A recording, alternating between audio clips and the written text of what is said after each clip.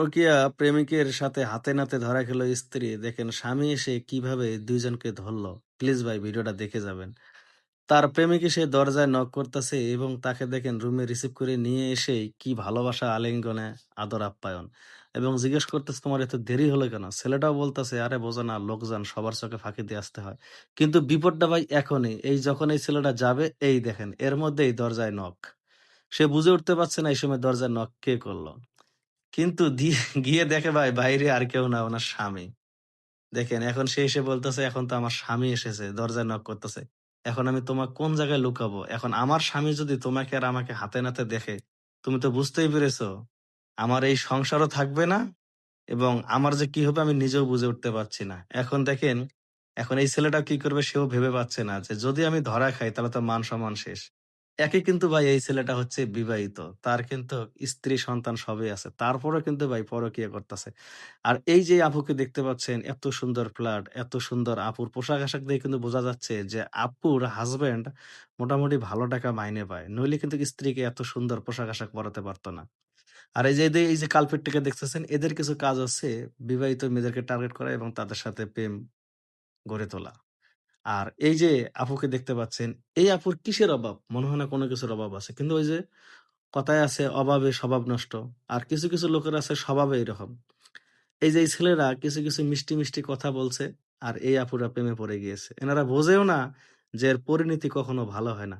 এখন দেখেন তার তো স্বামী এসে বারে দরজায় নক করতেছে যে, "দরজা খোলো।" কিন্তু সে চাচ্ছে না দরজা খুলে দিতে।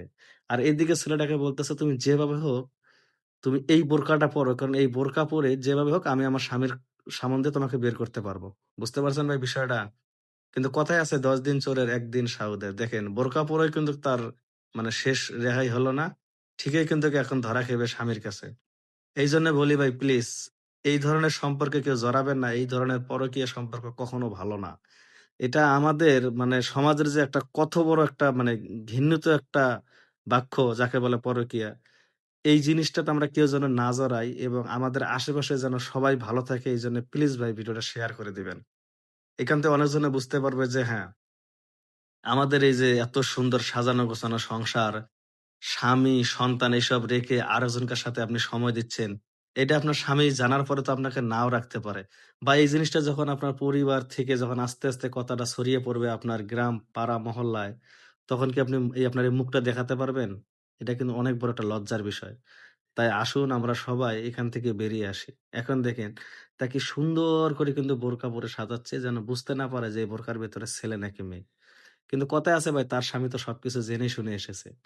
কারণ একটা স্বামী, একটা স্ত্রী যদি মানে ডাইন থেকে বাম দিকে যায় তার কিন্তু স্বামী বুঝতে পারে। কারণ সে যখন অফিস থেকে আসে, এসেই দেখে তার স্ত্রী আগের মতো আর নেই। মানে ফোন আসলে কেমন ছটপট করে, ফোনে কার সাথে সেটিং করে। কিন্তু এই জিনিসগুলো উনার সন্দেহ হয়। সন্দেহ হওয়ার পরে উনি কিন্তু সিকিউরিটি গার্ডকে বলে যে, "আমার বাসায় যদি কেউ আসে, আপনি অবশ্যই আমাকে জানাবেন।" আর এইদিকে তার স্ত্রীকে বলেছে যে, "আমি একটু চট্টগ্রাম যাবো, জরুরি শিপমেন্টের কাজ। সেই শিপমেন্টের কাজে আমাকে যেতেই হবে। নইলে মালগুলা ইয়ারে চলে যাবে।" এই কথা বলে কিন্তু উনি বাসা থেকে বের হয়ে গেছে। আর এই আপু কিন্তু এই সুযোগে তার এই ভালোবাসার নাগরকে বাসায় নিয়ে এসেছে। কিন্তু সবচেয়ে সত্যি কথা হচ্ছে এই ভাই কিন্তু সে চট্টগ্রাম যায়নি। এখন দেখেন, এনাকে যখন গেটে নিয়ে যাবে তখনই কিন্তু ভাই ধরাটা খাবে। তো এই ধরনের ধরা কেউ যেন না খায়, কারো সংসার যেন নষ্ট না হয়। তাই আসুন ভাই আমরা সবাই এখান থেকে প্রতিরোধ গড়ে তুলি যে আমরা যেন এই, এই ধরনের মানে যে সম্পর্কগুলো, এই সম্পর্কগুলো কেন যেন না জড়াই। আমরা সবাই স্ত্রীকে ভালোবাসবো, স্ত্রী যেন স্বামীকে ভালোবাসে। এই ভালোবাসা নিয়ে যেন আমাদের সংসার ইহকাল পরকালও যেন চলতে পারে। প্লিজ ভাই ভিডিওটা ভালো লাগলে আবারও বলছি শেয়ার করে দিবেন। এই দেখেন, এই ছেলেটাকে কিন্তু ঠিকই বোরকা পরিয়েছে। কিন্তু সবাই ভাববে যে এটা মনে হয় মেয়ে। কিন্তু ঠিকই তার স্বামী জানে যে রুমের ভিতরে কে এসেছে।